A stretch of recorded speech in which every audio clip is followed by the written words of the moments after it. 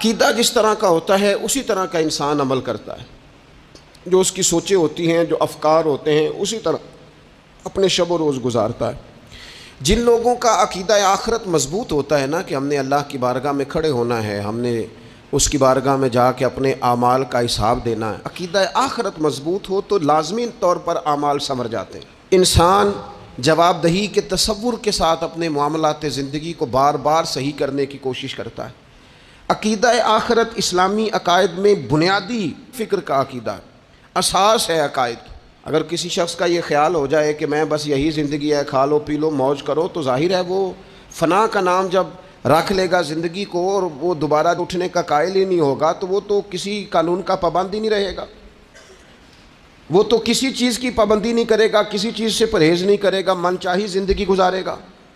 عقیدہ آخرت، اللہ کی بارگاہ میں کھڑا ہونے کا تصور، یہ انسان کو سوار دیتا ہے۔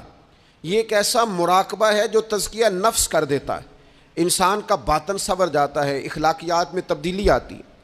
پھر کوئی کیمرہ بھی نہ لگا ہو نا، کوئی بھی نہ دیکھ رہا ہو تو بندہ پھر بھی نیک ہو جاتا ہے، کیونکہ اس کا خیال ہوتا ہے میرا رب مجھے دیکھ رہا ہے، صبح قیامت میں اپنے رب کی بارگاہ میں کھڑا کیا جاؤں گا۔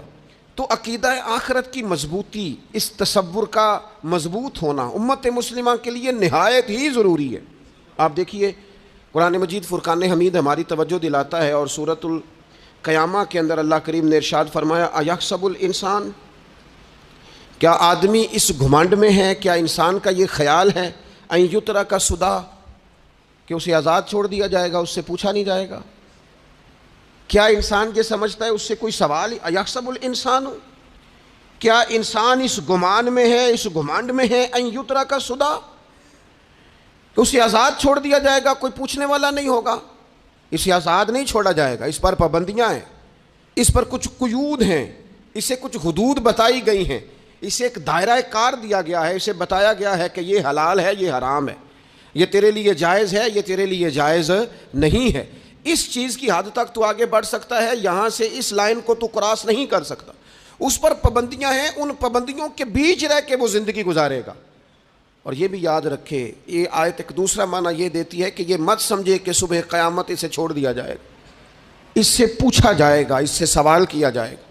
اللہ کی بارگاہ میں جب یہ کھڑا ہوگا تو اس سے اپنے اعمال کا حساب دینا ہو۔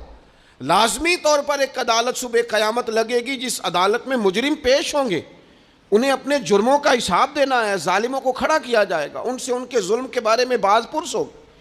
تو لازمی طور پر عقیدہ آخرت کی مضبوطی انسان کو مضبوط کرتی، اس کے اعمال پر پیرے بیٹھ جاتے ہیں، وہ پھونک